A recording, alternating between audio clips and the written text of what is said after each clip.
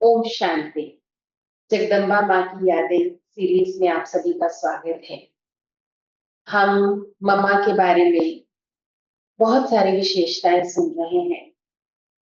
आज हम मम्मा के बारे में सुनेंगे। मम्मा को जगदम्बा क्यों कहा गया? मम्मा इतनी शेरनी शक्ति थी, निर्भयता उनके अंदर बहुत समाई हुई थी, स्थिति की उच्चता थी और साथ ही साथ उतना ही सौम्य स्वरूप। इसीलिए मम्मा को जगदम्बा भी कहा गया। मम्मा ने माँ की तरह बहुत प्यार के आंचल में सबकी कमी को, सबकी विशेषताओं को, जैसे माँ हर चीज अपने बच्चे की अपने अंदर समा लेती है, ऐसे मम्मा में एक बहुत विशाल हृदय का समाने का गुण भी था। तो आज हम मम्मा की विशेषताओं के बारे में ऐसे ही कुछ जीवन परिचय के साथ हम सभी के बीच में आज उपस्थित हुए हैं आदरणीय शुक्ला दीदी जी। आदरणीय शुक्ला दीदी जी सिक्योरिटी सर्विसेज विंग के चेयरपर्सन है। ब्रह्मा कुमारीज में दिल्ली जोन में हरिनगर और कनेक्टेड सेवा केंद्रों के इंचार्ज हैं और साथ ही साथ ओम शांति रिट्रीट सेंटर के भी डायरेक्टर हैं। दीदी, हम आपका बहुत बहुत स्वागत करते हैं, हार्दिक अभिनंदन करते हैं। दीदी, मम्मा का जीवन आपके जीवन में भी बहुत प्रभाव डालने वाला और बहुत परिवर्तन करने वाला रहा है। आपने मम्मा के साथ की जो पालना ली है, उसकी छवि आपके मन चित्त पर अंकित है।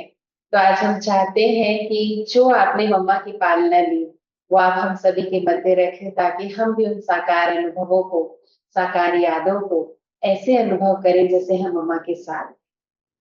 ओके। ओम शांति। त्याग और तपस्या की धनी मातेश्वरी जी का जीवन दिव्य गुणों की खान था। आप चुंबकीय अद्वितीय शक्तियों से ओतप्रोत थी।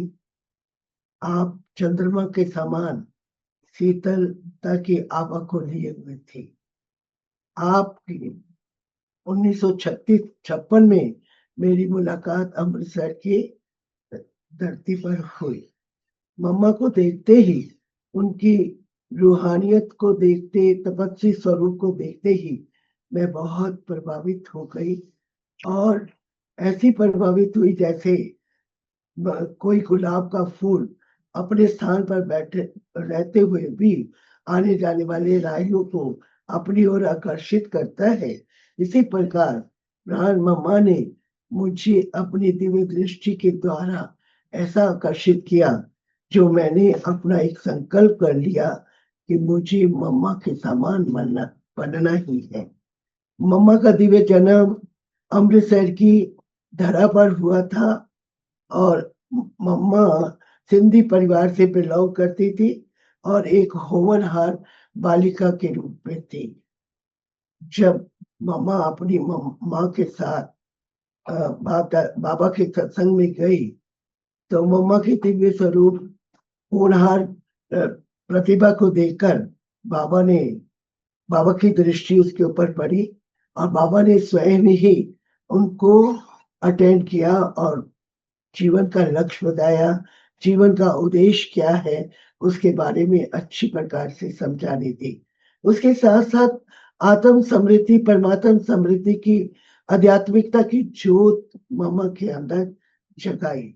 ऐसी जोत जगाई जो मम्मा फिर उसी समृद्धियों में रमन करना शुरू कर दिया और वो सदा ही इसी बात का निरंतर अभ्यास कर देती कि इस आत्मा का सत्य स्वरूप, परमात्मा का सत्य स्वरूप क्या है, उसके बारे में हर वक्त मनन, चिंतन, स्वाध्याय आदि करती रहती थी। मम्मा इतने तक कि रात को 2 बजे उठ जाती थी और उठने के बाद वो स्वचिंतन, समर्थ चिंतन करती रहती थी, जिसके कारण उनके अंदर अनेकानेक शक्तियों का संचार हो गया और उन शक्तियों के आधार से मम्मा में कार्य कुशलता और संतुलन करने की शक्ति आ गई और वो प्रत्येक कार्य को बड़े सुचारू रूप से देखती थी और बाबा की वाणी को बहुत एक सच्चे विद्यार्थी के रूप में दक्षित होकर के सुनती थी। और वो ऐसा वाणी को सुनने के बाद उस पर मम्मा का बहुत ही मनन चिंतन होता था, और जब तक उनके स्वरूप में वो बातें नहीं आ जाती थी, उनका अभ्यास लगातार ऊपर चलता रहता था। मम्मा दिव्य शक्तियों की खान थी। जैसे ही मम्मा को देखते थे तो ऐसा लगता था सत्यता, पवित्रता और दिव्यता की वो साक्षात देवी। सफेद वस्त्रों में और लंबे-लंबे बालों के अंदर वो सरस्वती का ही रूप देखने को आता था। परंतु मम्मा छोटी थी, परंतु छोटी होते हुए भी मम्मा की बुद्धि बहुत तीक्ष्ण थी और मम्मा बहुत कम बोलती थी, परंतु विचार सागर बहुत मंथन करती थी, जिसके कारण मम्मा के अंदर कार्य करने की एक ऐसी क्षमता पैदा हो गई, जो बहुत कुशल सुचारू रूप से हर कार्य को करती थी। और मम्मा की वाणी में वो ओज था और मम्मा की दृष्टि में वो तेज था, जिससे प्रत्येक मानव उसके ऊपर बहुत प्रभावित होते थे। और मम्मा को देखते ही ऐसा लगता था कि वो साक्षात पवित्रता की देवी है। तो क्या हुआ कि जब यज्ञ का कारोबार मम्मा बहुत अच्छी तरह से सँभालने लगी और उसके साथ-साथ मम्मा को यज्ञ से बहुत प्यार था, यज्ञ की छोटी-मोटी चीज़ों से भी बहुत प्यार था। कभी-कभी तो ऐसा होता था, जब गेहूँ के बोरे भरे जाते थे, कुछ गेहूँ इधर-उधर बिखर जाती थी, तो मम्मा उसको समेटने लगती थी और मम्मा उसको मोहर के समान समझती थी। इसी प्रकार यज्ञ की हर चीज़ को बहुत अच्छी तरह से देखभाल करके और यज्ञ के हर बच्चे को बहुत सुचारू रूप से उनके साथ बातचीत करती थी। और मम्मा की दृष्टि में वो पावर थी, वाणी में वो ओज था, कैसी भी वृत्ति वाला व्यक्ति उनके सामने आएगा, तो उनको वो बहुत जल्दी परिवर्तन कर देती थी। और मम्मा की हृदय बहुत ही शुद्ध, स्वच्छ दर्पण के न्याय थी। जैसे स्वच्छ दर्पण में अपना अंदर और बाहर सब स्पष्ट दिखाई देता है, इसी प्रकार मम्मा की वाणी बहुत मधुर भी होती थी और स्पष्ट भी होती थी और बाबा की हर उच्चारण किए हुए महावाक्यों को बहुत अच्छी तरह से ऐसे स्पष्ट करती थी और सब लोग उसको मंत्रमुग्ध होकर के बड़े प्यार से सुनते थे।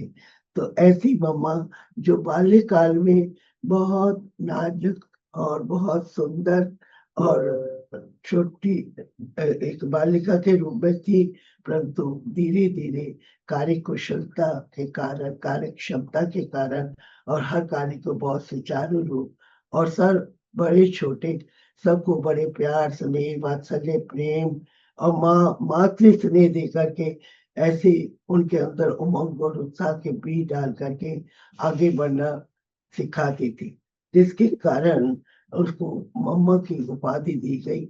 बाबा ने मम्मा को जगदम्बा के नाम से संबोधित करना शुरू किया। जब मम्मा को बाबा भी और मम्मा की माँ थी, मम्मा की नानी, मम्मा का जो भी व्यक्ति माँ उनसे बड़ी दीदी, दादियाँ सब मम्मा को मम्मा कहने लगी, क्योंकि मम्मा अपने आप से भी बहुत संतुष्ट रहती थी और दूसरों को भी संतुष्ट करने के लिए हर प्रकार का प्रयास करती थी। इसलिए मम्मा से सर्व भाई-बहन बहुत ही खुश और प्रसन्न होते थे। तो जब मैंने देखा कि मम्मा इतनी छोटी आयु में भी मम्मा बन गई और मातोश्री कहने लगे सब लोग, जगदम्बा के रूप में सब उनको निहाल करते थे, तो उसको देख कर के मुझे भी बहुत एक बात समझ में आने लगी कि जीवन में सत्यता और पवित्रता और दिव्यता का होना परम आवश्यक है। जब तक जीवन में आत्म समृद्धि की ज्योत नहीं जगती, परमात्मा पिता के साथ अच्छी लगन नहीं लगती, तब तक हमारे जीवन में एक अच्छे लीडर की भावनाएँ जागृत नहीं हो सकती। तो मम्मा एक बहुत अच्छी लीडर भी थी और अच्छी प्रशासक भी थी, जिसको देख कर के सब लोगों के अंदर बहुत प्रेरणाएँ मिलती थी। मम्मा का एक बोल, मम्मा की एक दृष्टि दूसरों के जीवन को परिवर्तन करती। मैंने मम्मा के पास अनेक प्रकार की गहराइयों से अनेक बातें देखी, एक तो वो कल्याणकारी वृत्ति वाली थी, सदा सद्भाव और सद्भावना से सबको सींचती थी। दूसरा वो काली स्वरूपा भी थी। तीसरा वो शक्ति स्वरूपा भी थी। और चौथी बात वो वरदानी मूर्त भी थी, जो मैंने मम्मा के जीवन के अंदर अच्छी तरह से देखा। तो पहली बात जो मैंने मम्मा का कल्याणकारी रूप और सद्भाव और सद्भावना का रूप देखा, तो उससे मैं इतनी प्रभावित हो गई, जो मेरा मन करे कि मम्मा के पवित्र पाक दामन में जाकर समा जाऊं। परंतु थोड़ा संकोच होता था, पर एक दिन मैंने दृढ़ संकल्प किया कि मैं मम्मा की गोद में समा जाऊं और अपनी सारे विकृतियों को दूर करके एक ही शुद्ध संकल्पों में स्थित हो जाऊं, जैसे मेरी प्यारी माँ स्थित है। तो क्या हुआ कि मैं जैसे मम्मा की गोद में गई और उस शीतलता का सुख और आनंद का अनुभव किया, मेरा मन करने लगा मैं इसी गोद में ही समाये रहूं। मुझे बहुत सुखद मैं घड़ियों की अनुभूति होने लगी। मेरे साथ मेरी लौकिक बहन, जिसका नाम निर्मला था, वो एक गृहस्थी माता थी, परंतु जैसे नाम निर्मला था, वैसे ही वो निर्मल स्वभाव की थी और बहुत प्रभु प्रेमी आत्मा थी। तो मेरे को देखकर उसकी भी दिल होने लगी, मैं मम्मा की गोद में जाऊं। तो जैसे ही वो बेचारी उठी, तो मम्मा ने कहा, ठहरो ठहरो, काली हूँ काली, बल लूंगी, अगर बल देने की हिम्मत है तो आओ। तो वो बेचारी जैसे ही मम्मा की वाणी सुनी और मम्मा के मुख से ये बोल सुने, तो वो एकदम सोच में पड़ गई और वो वहां की वहां ही खड़ी रही। इसी प्रकार मम्मा का मैंने जो शक्ति स्वरूप देखा, तो एक बार मम्मा अमृतसर में आई हुई थी। जिस मकान में ठहरी हुई थी, उसी मकान में नीचे एक बहुत बड़ा हॉल था, जिसमें रोजाना क्लास भी हुआ करते थे। तो एक दिन बहुत सारे लोग ज्ञान बिंदुओं को लेकर और पवित्रता को लेकर के झुंड के रूप में आ गए और बहुत तर्क वितर्क करने लगे। बहुत प्रकार की बहस शुरू हो गई। मुझे याद आता है, दीदी दादियों ने उनको बहुत समझाने की कोशिश की, परंतु वो तो लड़ाई झगड़े पर भी उतारू हो गए। उस समय जगदीश भाई भी वहां थे। उन्होंने भी सबको बहुत शांत करने की कोशिश की, परंतु वो शांत होने की बजाय और ही उत्तेजना में आते गए और वैर विरोध की भावनाओं से कुछ न कुछ बोलते गए। तो फिर उनमें से पता नहीं कैसे पता चला कि एक व्यक्ति के मुख से निकला, आपकी मातेश्वरी जी आई हुई है, हम उनसे मिलना चाहते हैं। परंतु हमारी दीदी दादियां मातेश्वरी जी से मिलने के लिए तैयार नहीं थी, परंतु उनकी बहस और उनकी जिद बढ़ती ही गई। तो मम्मा ने एक बार फिर ऐसा ही सोचा, उस बार फिर ऐसा ही सोचा गया कि कुछ 2-3 लोगों को ऊपर भेजा जाए। उनमें से 2-3 लोग ऊपर की तरफ गए, जहाँ मम्मा का कमरा था और मम्मा के कमरे में मम्मा अपने चेयर पर बहुत ही शांत और शक्ति स्वरूपा में विराजित थी। और जैसे ही वो लोग आए, तो मम्मा ने बड़े शिष्टाचार से कहा, आइए बैठिए, आओ बच्चे, क्या बात है।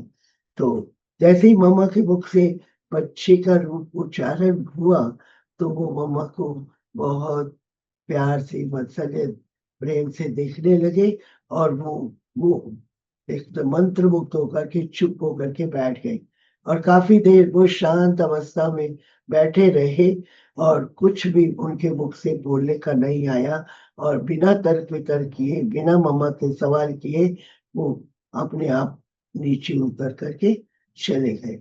और जब वो नीचे उतर के गए, तो जो लोग उनका इंतजार कर रहे थे, तो उन्होंने कहा, आप आए, क्या अनुभव किया? तो कहा, मम्मा तो पवित्रता की साक्षात देवी स्वरूपा लगती है और मम्मा का स्वरूप तो एक सरस्वती जैसा है। तो वो लोग हंसी में कहने लगे, लगता है कि आपको भी जादू लग गया उनका।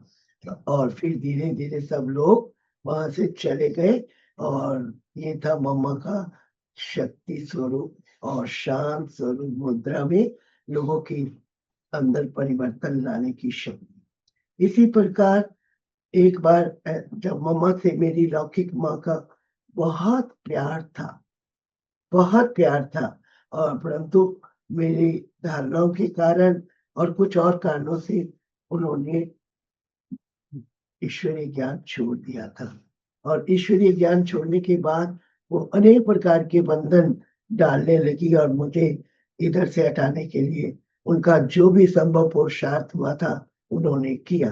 परंतु जैसे ही वो पुरुषार्थ करती थी, मेरी लगन और भी तीव्र होती जाती थी मेरे अंदर। तो एक ही दृढ़ संकल्प था कि मुझे मम्मा जैसा शक्ति स्वरूपा बनना है। मुझे मम्मा जैसे मन वचन कर्म को पवित्र बनाकर समाज की सेवा करनी है।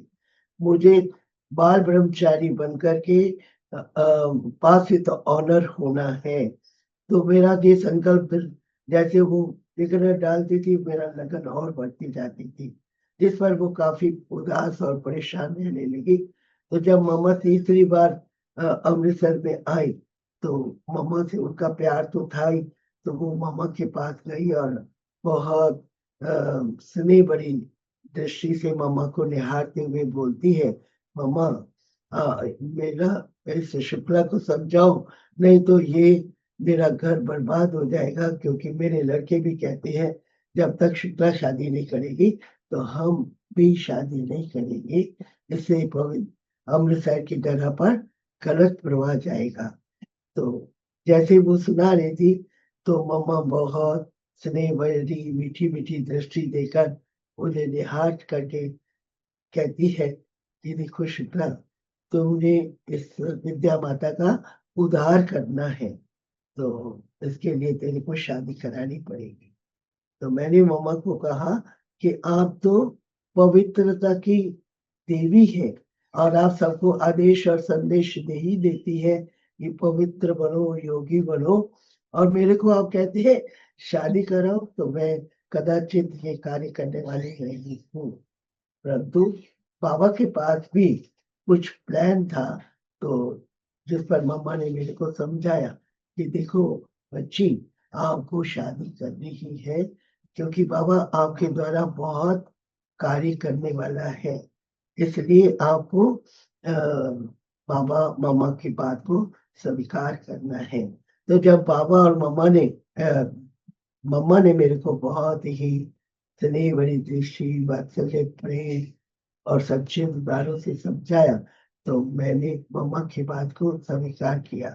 तो ये हो गया कि जैसे ही मैंने स्वीकार किया, तो फिर बाबा ने बड़ी धूमधाम से ये कारोबार को किया। परंतु मुझे ऐसा लगता है कि मम्मा ने मेरे को एक ऐसा वरदान दे दिया, पवित्र बनो, योगी बनो, सदाचारी बनो, ब्रह्मचारी बनो। तो मैं उन्हीं वरदानों की, उन्हीं की छत्र छाया से पल रही हूँ, और मेरा ये दृढ़ संकल्प है कि मैं मम्मा जैसी शिव शक्ति हूँ, और मैं भी अपने आप को शक्तियों से ओत-प्रोत समझती हूँ। और मैं कभी-कभी बाबा को भी कहती हूँ, तू सर्वशक्तिमान है, तू मेरी लाज रखेगा तो मैं तेरी लाज रखूंगी, तू मेरे बिना कुछ नहीं, मैं तेरे बिना कुछ नहीं। तो हमेशा मैं इसी शुद्ध स्मृतियों में रह के मम्मा और बाबा को अपना साथी बना करके और उनके वरदानों से अपने आप को चलाती हुई आज इस स्टेज पर हूँ, जो मैं दावे से कहती हूँ, पवित्रता ही जीवन का श्रृंगार है। नियम, संयम और नियम मनुष्य आत्मा की सबसे बड़ी शोभा है, और नम्रता और मधुरता जीवन का की एक आधारशिला है।